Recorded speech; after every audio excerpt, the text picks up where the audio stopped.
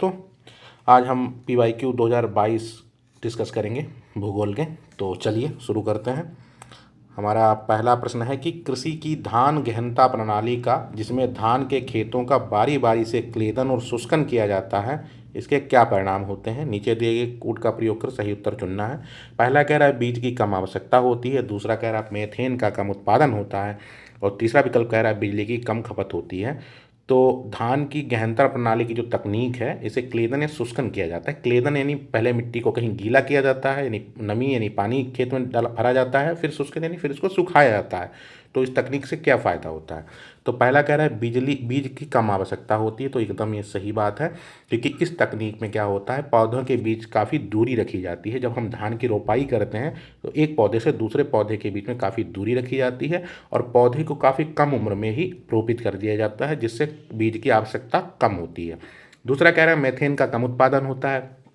तो हम ये अच्छे से जानते हैं कि जब धान के खेत में लगातार पानी से भरा रहता है तो क्या होता है, वहाँ ऑक्सीजन की कमी हो जाती है, जिससे क्या होता है, मेथेन पैदा करने वाले जो बैक्टीरिया होते हैं, जो जीवाणु होते हैं, वो सक्रिय हो जाते हैं। और इस प्रक्रिया से क्या होता है, मेथेन का अधिक उत्पादन होता है। लेकिन इसमें क्या किया जा रहा है, खेत को सुखाया भी जा रहा है, यानी कई बार खेत सुखाया जाता है। तो यानी मेथेन जो बनाने वाले बैक्टीरिया जो जीवाणु हैं वो निष्क्रिय हो जाते हैं, तो मेथेन का क्या होगा, कम उत्पादन होगा। ये भी सही विकल्प है।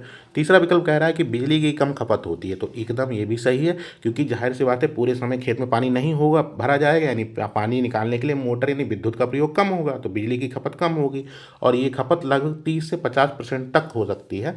तो आंसर हमारा क्या हो गया, आंसर हमारा डी हो गया, यानी हमारे तीनों विकल्प सही हैं। चलिए अगला प्रश्न देखते हैं। अगला प्रश्न कह रहा है कि पश्चिमी अफ्रीका की निम्नलिखित झीलों में से कौन सी एक सूख कर मरुस्थल में बदल गई है। तो ये उस साल करंट अफेयर की चर्चा में प्रश्न था, तो इसका आंसर है लेक फाइगुवाइन। आंसर हो गया बी। और ये झील देखिए, ये माली की एक झील थी जो उस साल बहुत चर्चा में थी, ये है। ठीक है, तो ये लेक फाइगुविन इसका आंसर है। तो हर वर्ष कोई ना कोई ऐसी झील है जिसमें कुछ नया हो जाता है, जैसे कई बार कोई झील पूरी लाल हो जाती है, या कई बार कोई झील सूख रही होती है। तो इस तरीके के प्रश्न बनते हैं यूपीएससी में, तो ऐसे प्रश्नों पर लगातार ध्यान देना है हमको। अगला कह रहा है कि दक्षिण भारत की गांडीकोटा घाटी कैन्यन निम्नलिखित नदियों में से किस एक से निर्मित है। तो ये जो है गांडीकोटा की घाटी, ये पेन्नार नदी से निर्मित है, और ये आंध्र प्रदेश के कुडप्पा जिले में स्थित है कोटा की घाटी। ठीक है, और पेन्नार नदी हम जानते हैं ये कहाँ से निकलती है, ये नंदी दुर्ग रेंज के पास कर्नाटका से निकलती है। ठीक है, चन्ना कस्बा की पहाड़ियों से। तो आंसर हमारा क्या है, आंसर हमारा सी है, पेन्नार नदी। चलते हैं आगे। अगला प्रश्न है कि निम्नलिखित शिखरों पर विचार कीजिए। एक तरफ शिखर दिया है और एक तरफ दिया है पर्वत, उपरोक्त में से कौन सा से सही सम्मिलित है। तो पहला कह रहा है नमचा बरवा, कह रहा है नमचा बरवा गढ़वाल हिमालय का भाग है। दूसरा कह रहा है नंदा देवी, कह रहा है कुमाऊं हिमालय में स्थित है। और तीसरा कह रहा है नोक्रो, कह रहा है सिक्किम हिमालय में है। तो हमको पता है नमचा बरवा गढ़वाल हिमालय में नहीं है, बल्कि ये तिब्बत या चाइना या उसमें कह सकते हैं, वहाँ स्थित है, ना कि गढ़वाल हिमालय में। दूसरा कह रहा है नंदा देवी कुमाऊं हिमालय में, एकदम सही है। और तीसरा कह रहा है नोक्रेक सिक्किम हिमालय में, तो ये गलत है, क्योंकि नोक्रेक हम जानते हैं मेघालय में, ना कि सिक्किम हिमालय में है। तो एक और दो गलत हैं, सही हमारा क्या है, बी हमारा सही है। ये मैपिंग से प्रश्न है, देखिए आप, अगर आप देखेंगे तो देखिए यहाँ स्थित है नमचा बरवा चाइना के पास, नंदा देवी देखिए कुमाऊं ठीक है स्थित है, यहाँ स्थित है हमारी नोक्रेक, और सिक्किम देखिए यहाँ पे है। तो आंसर हमारा क्या सही हुआ था, दो, केवल दो, यानी बी ऑप्शन सही हुआ था। तो मैपिंग करनी है हमको बार बार, ठीक है, मैपिंग से ही प्रश्न हल होंगे, तो मैपिंग करते रहिए। अगला है कि अक्सर समाचारों में सुनाई देने वाला शब्द लिवेंट मोटे तौर पर निम्नलिखित में से किस क्षेत्र से संगत है, यानी किस क्षेत्र के बारे में लिवेंट शब्द से उसको रिप्रेजेंट किया जाता है, यानी बुलाया जाता है। लिवेंट क्षेत्र किसे कहते हैं। प्रश्न है, पहला ऑप्शन है हमारा पूर्वी भूमध्य सागरीय तट के पास का क्षेत्र। दूसरा कह रहा है उत्तरी अफ्रीकी तट के पास का मिस्र से मोरक्को तक का फैला क्षेत्र।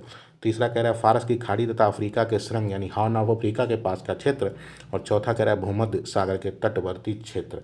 तो इसका आंसर है भूमध्य सागरीय तट के पास का क्षेत्र। तो ये इन क्षेत्र को लिवेंट क्षेत्र के रूप में बुलाया जाता है। जैसे ये आप देखेंगे, ये इस लिवेंट क्षेत्र में ये देश शामिल हैं, जॉर्डन हो गया, सीरिया हो गया, लेबनान हो गया, इजराइल हो गया, यहाँ गाजा भी हो जाएगा, गाजा स्ट्रिप, और साइप्रस। ये देश लिवेंट क्षेत्र के रूप में इनको संबोधित किया जाता है। ठीक है, तो इस तरीके के शब्दों पे, शब्दावलियों पर विशेष ध्यान देना है। अगला कह रहा है निम्नलिखित देशों पर विचार कीजिए। Azerbaijan, Kyrgyzstan, Tajikistan, Turkmenistan, Uzbekistan उपरोक्त में से किन की सीमाएं अफगानिस्तान से लगती हैं? अगर इस प्रश्न को ना ध्यान से देखें हम, तो जैसे सारे देश लग रहा हो ना मध्य एशियाई, और अक्सर हम इन देशों की राजधानियाँ पूछी जाती हैं या इनके अगल बगल के देश पूछे जाते हैं, तो हम ये प्रश्न गलत करके आ जाते हैं। और इस प्रश्न को थोड़ा सा ध्यान दे लें तो आंसर सही हो जाएगा इसका। जैसे अजरबैजान है, और अजरबैजान कहाँ स्थित है? ये कैस्पियन तट के पास स्थित है, ठीक है। तो अगर एक को हम कैंसिल आउट करें ना, तो हम अपने आंसर तक आराम से पहुँच जाएंगे, हमारा आंसर सी हो जाएगा। बस सोचना था, नहीं तो हम ये तान तान में फंस जाते, हमारा उत्तर पक्का गलत हो जाएगा, ठीक है। तो आंसर हमारा क्या है? आंसर हमारा सी है। सिर्फ अजरबैजान को हटाते ही हम आंसर तक पहुंच गए थे, ठीक है। तो ये भी मैपिंग से ही प्रश्न है। जैसे ये देखिए, अब अफगानिस्तान है, इससे पाकिस्तान लगा हुआ है, इधर तजाकिस्तान है, उधर उज्बेकिस्तान है, तुर्कमेनिस्तान है, ईरान है, ठीक है, बीच में अफगानिस्तान है। तो मैपिंग करनी है, बार बार मैपिंग से प्रश्न बनते हैं। आप डेली 10-15 मिनट मैपिंग करिए ही करिए। अगला प्रश्न है, देखिए, कह रहा है कि भारत के संदर्भ में निम्नलिखित कथनों पर विचार कीजिए। पहला विकल्प कह रहा है कि मोनोजाइट दुर्लभ मृदाओं का स्रोत है। दूसरा कह रहा है मोनाजाइट में थोरियम होता है। और तीसरा विकल्प कह रहा है भारत की समस्त तटवर्ती बालुकाओं में मोनाजाइट प्राकृतिक रूप से होता है। चौथा विकल्प कह रहा है भारत में केवल सरकारी निकाय ही मोनाजाइट को संसाधित या निर्यात कर सकते हैं। उपरोक्त में से कितने कथन सही हैं? तो पहला कह रहा है कि मोनाजाइट दुर्लभ मृदाओं का स्रोत है, एकदम सही बात है। दूसरा विकल्प कह रहा है मोनाजाइट में थोरियम होता है, ये भी एकदम सही बात है। तीसरा विकल्प कह रहा है भारत के समस्त, अब ये देखिए समस्त शब्द आ गया ना, इस पर थोड़ा ध्यान देना है, रुकना है, सोचना है। कह रहा है भारत के समस्त तटवर्ती बालुकाओं में मोनाजाइट पाया जाता है प्राकृतिक रूप से। आप सोचिए, भारत की इतनी बड़ी तटरेखा है, तटसीमा है, समय पे सभी जगह पे तो मोनाजाइट नहीं पाया जाता। हम लोग जब एग्जाम में बैठेंगे तो इतना तो हम लोग पढ़ ही लेते हैं कि मोनाजाइट लगभग कहाँ पाया जाता है। तो हम पढ़ते हैं मोनाजाइट केरला के पास वाले रीजन में पाया जाता है। तो समस्त जैसे आया, इसको गलत करो। इससे पहले भी हम एक प्रश्न डिस्कस किया था हमने, समुद्री गाय वाला, उसमें भी था कि समस्त समुद्री तट पर समुद्री गाय पाई जाती है, तो वहाँ भी समस्त था, वो भी ऑप्शन गलत था, और ये भी ऑप्शन गलत है। तीसरा कह रहे हैं भारत में केवल सरकारी निकाय ही मोनोजाइट संसाधित या निर्यात कर सकते हैं। इसमें भी एक मिनट रुक के सोचना, जैसे केवल शब्द आ गया, ठीक है। केवल कई बार क्या होता है, गलत होता है, 90% गलत ही होता है, लेकिन यहाँ गलत है कि नहीं हमको सोचना है, क्योंकि कह रहा है कि भारत में केवल सरकारी निकाय ही मोनोजाइट संसाधित या निर्यात कर सकते हैं। और यहाँ हम देख चुके हैं दुर्लभ मृदा है, और इसमें थोरियम है। थोरियम क्या है? एक सेंसिटिव पदार्थ है, तो जाहिर सी बात है ये सरकार अपने नियंत्रण में ही रखेगी, प्राइवेट सेक्टर को तो इतने आसानी से नहीं खोलेगी। तो ये वाला विकल्प हमारा सही हो गया। 1, 2 और 4 सही है, तो हमारा आंसर क्या हो गया? बी हो गया। 3 अगर हम अपने वैसे ही कैंसिल आउट करते, तीन तीन काटते, तो हम आंसर तक वैसे ही पहुंच जाते, क्योंकि 3 गलत था, तब भी हम आंसर तक अपने पहुंच जाते। तो इस तरीके हमको छोटी छोटी चीज़ों पे ध्यान देना है। एक सेकेंड, हमारा प्रश्न है, कह रहा है कि उत्तरी गोलार्ध में वर्ष का सबसे लंबा दिन आमतौर पर कब होता है? जून महीने का पहला पखवाड़ा। दूसरा कह रहा है जून महीने का दूसरा पखवाड़ा। तीसरा कह रहा है जुलाई महीने का पहला पखवाड़ा। चौथा विकल्प कह रहा है जुलाई महीने का दूसरा पखवाड़ा। और हम जानते हैं एक पखवाड़ा में 15 दिन होते हैं, एक महीने में कितने पखवाड़े हो गए? 2 पखवाड़े हो गए। अब आप सोचिए कि सबसे ज़्यादा गर्मी यानी उत्तर भारत में कर्क रेखा पर सूर्य कब चमकता है? 21 जून को। और 21 जून कब होती है? दूसरे पखवाड़े में पड़ेगी, क्योंकि पहला पखवाड़ा 1 से 15 तारीख तक का है, और दूसरा 16 से शुरू होकर 30 तक जाएगा जून में। तो जाहिर सी बात है, जून 21 जून किस पखवाड़े में? दूसरे पखवाड़े में। तो आंसर हमारा क्या हो जाएगा? जून महीने का दूसरा पखवाड़ा। अगर ऐसे सोचें तो, और देखिए कक्षा 6 के एनसीईआरटी में ये मैप दिया हुआ है फोटो, आप इसको देखिए क्या कह रहा है। देखिए, उत्तरी गोलार्ध में ग्रीष्म ऋतु होती है, उत्तर आयनत यानी सूर्य उत्तरायण होता है, और 21 जून को सबसे बड़ा दिन होता है उत्तरी गोलार्ध में, ठीक है। दक्षिण गोलार्ध में शीत ऋतु होती है। अब जाहिर बात है 21 जून दूसरे पखवाड़े में पड़ रहा है, तो आंसर हमारा तो 21 जून होगा, यानी दूसरा पखवाड़ा, यानी बी ऑप्शन होगा, ठीक है। तो ये है, देखना है। अब देखिए 21 मार्च को 23 सितंबर को दिन और रात दोनों जगह बराबर होता है। अब 22 दिसंबर को दक्षिणी गोलार्ध में बड़ा दिन होता है, ठीक है, तो वहाँ भी दूसरे पखवाड़ा होगा अगर पूछा जाएगा कभी, या पूछा जाए तो ये 22 दिसंबर हो गया, ठीक है। हमारे यहाँ 22 दिसंबर सबसे छोटी रात दिन होता है, यहाँ 21 जून को सबसे छोटा दिन होता होगा। तो ये कक्षा 6 के एनसीईआरटी के मैप है, हमको बहुत अच्छे से एनसीईआरटी कवर करनी है, देखिए स्पष्ट दिया हुआ है, ठीक है, इधर उधर नहीं भागना है। अगला प्रश्न देखिए, कह रहा है कि निम्नलिखित युग्मों पर विचार कीजिए। एक तरफ दिया है जलाशय, एक तरफ दिया है राज्य। कह रहा है घाट प्रवाह तेलंगाना राज्य में, गांधी सागर मध्य प्रदेश में, इंदिरा सागर आंध्र प्रदेश में, मैथॉन कह रहा है छत्तीसगढ़ में। उपरोक्त में से कितने युग्म सही सुमेलित नहीं है? अब यहाँ नहीं है पूछ रहा है, तो यानी गलत वाले हमको देखना है। तो कह रहा है घाट प्रवाह तेलंगाना में है, तो ये गलत है। हमको पता है घाट प्रभा नदी पे कहाँ स्थित है? कर्नाटका में है। दूसरा कह रहा है गांधी सागर मध्य प्रदेश में, एकदम सही है, गांधी सागर चंबल नदी पर है और मध्य प्रदेश में है। तीसरा कह रहा है इंदिरा सागर आंध्र प्रदेश में, गलत है, क्योंकि इंदिरा सागर मध्य प्रदेश में है और नर्मदा नदी पे है। चौथा कह रहा है मैथान बांध छत्तीसगढ़ में, ये भी गलत है, हमको पता है मैथान बांध दामोदर नदी पर स्थित है, छत्तीसगढ़ में नहीं बल्कि झारखंड में। तो हमारा 1, 3, 4 इन 3 विकल्प गलत है, युग हमारा। तो आंसर क्या हो गया हमारा? सी आंसर हो गया। ठीक है, क्योंकि हमको गलत देखना था इसमें। अगला कह रहा है कि निम्नलिखित युग्मों पर विचार कीजिए। एक तरफ आर्द्र भूमि या झील दिया हो, दूसरी तरफ दिया है अब स्थान यानी किस राज्य में वो स्थित है। तो पहला कह रहा है होकेरा आर्द्र भूमि पंजाब में है, दूसरा कह रहा है रेणुका आर्द्र भूमि हिमाचल प्रदेश में है, तीसरा कह रहा है रुद्र सागर त्रिपुरा में है, और चौथा कह रहा है सत्ताकोथा झील यानी सत्ताकोथम झील तमिलनाडु में। इसमें से कितने सही सुमेलित हैं? तो पहला कह रहा है होकेरा आर्द्र भूमि पंजाब में है, ये एकदम गलत है, क्योंकि होकेरा कहाँ स्थित है? जम्मू कश्मीर में है, ना कि पंजाब में है। दूसरा कह रहा है रेणुका आर्द्र भूमि हिमाचल प्रदेश में स्थित है, एकदम सही है, रेणुका हिमाचल में है और शायद सबसे छोटी आर्द्र भूमियों में से एक है ये। तीसरा विकल्प कह रहा है रुद्र सागर झील त्रिपुरा में स्थित है, एकदम सही बात है, ये त्रिपुरा में ही स्थित है। चौथा कह रहा है कि सत्ताकोथम झील तमिलनाडु में, तमिलनाडु में नहीं बल्कि केरला में स्थित है। तो हमारा 2 विकल्प हमारे सही हैं, नहीं हमारा आंसर क्या हो गया? हमारा आंसर बी हो गया। ठीक है, चलिए अगला प्रश्न में, एक सेकेंड पानी पी। हमारा प्रश्न कह रहा है कि निम्न कथनों पर विचार कीजिए। पहला विकल्प कह रहा है उच्च मेघ मुख्यतः सौर विकिरण को परावर्तित कर भूपृष्ठ को ठंडा करते हैं, और दूसरा विकल्प कह रहा है भूपृष्ठ से उत्सर्जित होने वाली अवरक्त विकिरणों का निम्न मेघ में उच्च अवशोषण होता है और इसे तापन प्रभाव होता है। उपरोक्त में से कौन सा इसे सही है? तो आप एक चीज़ ध्यान रखिएगा ना, यूपीएससी सर क्या करता है ना, इन्फॉर्मेशन को चेंज कर देता है, ऊपर का नीचे या मतलब जो करता होगा ठंडा उसकी जगह पे गर्म कर देगा, जो गर्म करता होगा उसकी जगह पे ठंडा कर देगा। तो यहाँ दोनों जगह पे यही हुआ है, इसलिए दोनों विकल्प हमारे ये गलत हैं। ठीक है, क्या हुआ है? पहला लिखा है कि उच्च मेघ क्या करते हैं? उच्च मेघ मतलब जो काफ़ी ऊंचाई पर स्थित मेघ हैं वो मुख्यतः सौर विकिरण को परावर्तित करके भूपृष्ठ को ठंडा करते हैं। तो ये एकदम गलत है, क्योंकि उच्च में क्या होता है, बहुत ऊंचाई पर स्थित होते हैं और काफ़ी पतले और विरल होते हैं। तो ये बादल क्या करते हैं, इन जो आने वाली सौर विकिरण होती है ये उनके लिए काफ़ी हद तक पारदर्शी होते हैं, यानी वो जो सौर विकिरण है वो आराम से पृथ्वी पर आ जाता है और ये क्या करते हैं, उसको परावर्तित नहीं कर पाते हैं। तो इससे क्या होता है, और उल्टा क्या करते हैं, ये पृथ्वी से जो निकलने वाली गर्मी होती है उसको रोक लेते हैं और वापस पृथ्वी पर भेज देते हैं, यानी ये ठंडा करने की बजाय क्या कर रहे हैं, पृथ्वी को गर्म कर रहे हैं। ठीक है, इससे क्या ग्रीन हाउस इफेक्ट बनता है ना, प्रभाव हमने सुना होगा, ग्रीन हाउस इफेक्ट प्रभाव। तो इसके लिए जिम्मेदार ये उच्च मेघ है, लेकिन यहाँ इन्होंने ठंडा लिख दिया, बल्कि ये गर्म करते हैं। दूसरा कह रहा है कि भूपृष्ठ से उत्सर्जित होने वाली अवरक्त विकिरणों को निम्न वेग उच्च अवशोषण होता है और इन्हें इससे तापन प्रभाव होता है। ये कह रहा है भूपृष्ठ से उत्सर्जित होती हैं जो अवरक्त किरणें, इनको क्या करते हैं निम्न वेग उनका अवशोषण कर लेते हैं, जिससे पृथ्वी क्या होती है, तापन प्रभाव यानी गर्म होती है।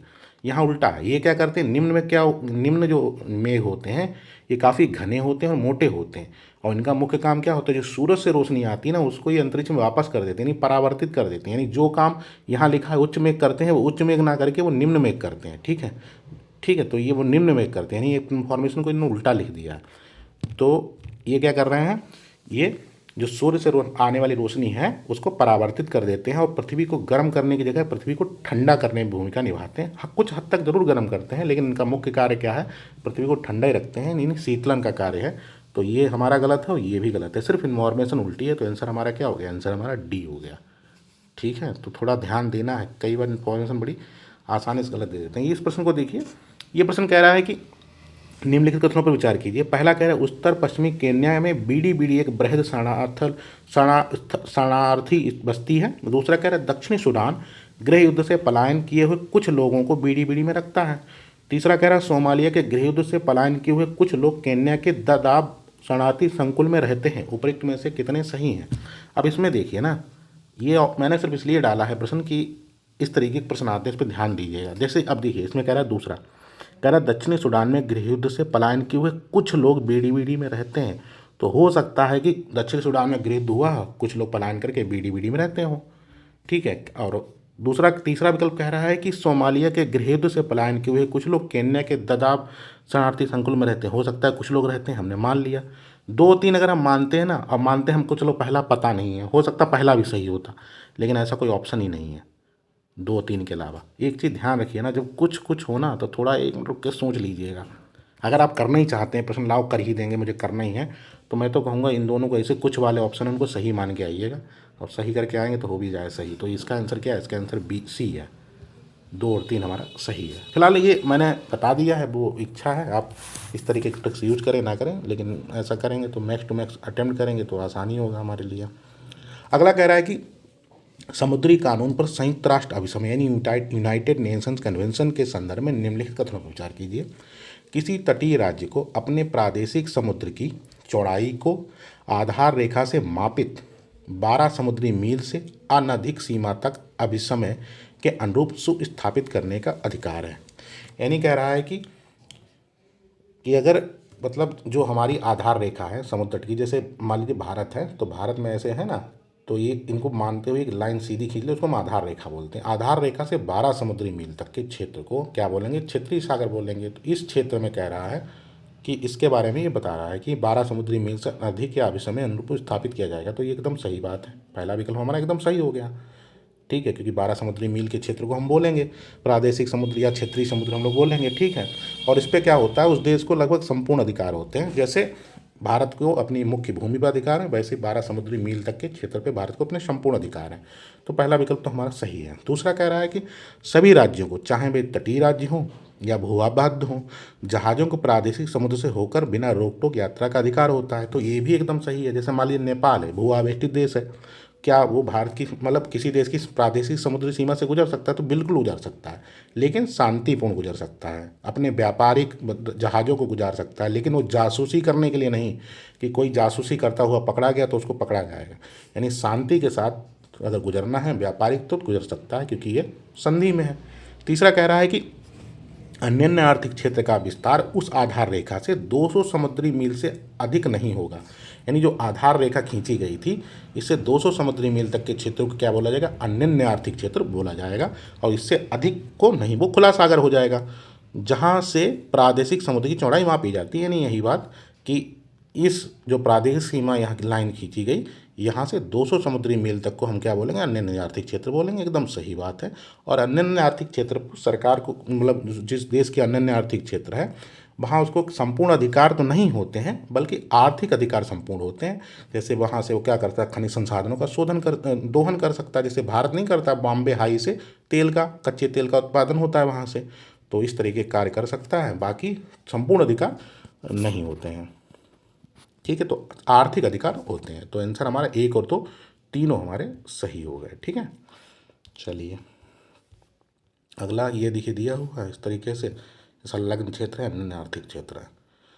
अगला देखिए, निम्नलिखित नियमों पर विचार कीजिए। अक्सर समाचारों में उल्लिखित क्षेत्र और देश। तो पहला कह रहा है अनातोलिया तुर्की में, अम्हारा इथोपिया में, काबा डेलग्राडो स्पेन में और कातातोलिनिया इटली में। उपरोक्त में से कितने सही हैं? तो ये क्षेत्र विवादित रहते हैं या आए दिन यहाँ आंदोलन या ऐसा कुछ होता है तो वो क्षेत्र चर्चा में रहते हैं। यूपीएससी अक्सर उनको पूछता है या वो किसी कारण से चर्चा में हो। तो जैसे अनातोलिया तुर्की में है, एकदम सही बात है। दूसरा कह रहा है अम्हारा इथोपिया में है, ये भी सही है। तीसरा कह रहा है काबो डेलग्राडो स्पेन में, ये गलत है। और तीसरा विकल्प कह रहा है कातातोलिया इटली में है, तो ये भी गलत है। तो हमारा आंसर क्या हो गया? हमारा आंसर बी है। ठीक है, देखिए अनातोलिया कहाँ है? इटली में है। वो कह रहे हैं तुर्की में, ये तुर्की वाला क्षेत्र है, ये अनातोलिया पठार है।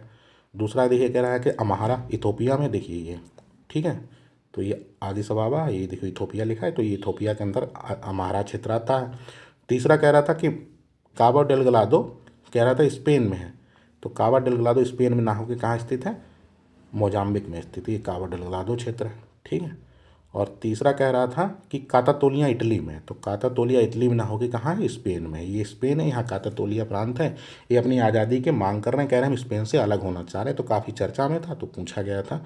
तो जो चर्चा में स्थान रहते हैं वो जैसे अलगाववादी समूह या संगठन इस तरीके से, या किसी राज्य में तख्तापलट, किसी देश में तख्तापलट हो गया या कुछ ऐसा हुआ, वहाँ के आतंकवादी संगठन हैं या वहाँ चर्चित शहर हैं, उनसे अक्सर प्रश्न यूपीएससी पूछता है।